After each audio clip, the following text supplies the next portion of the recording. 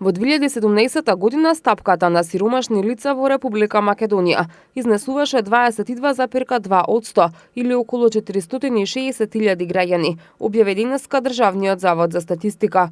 Основа на пресметките на сиромаштијата, како што соопштуваат од Државниот завод за статистика, се приходите, а прагот на сиромаштија е дефиниран на 60% од медијалниот еквивалентен приход. Анализирано по типови на домакинства, стапката на сиромаштија на домакинствата составени од двајца возрастни со 2 издржувани деца во 2017 година е 20%.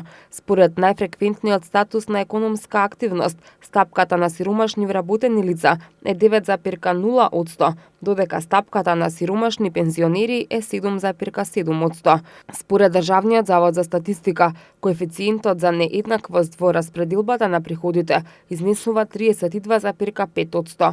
Стапката на сиромаштија е поголема во однос на претходната година, кога изнесувала 21,9% или околу 445.000 граѓани биле сиромашни.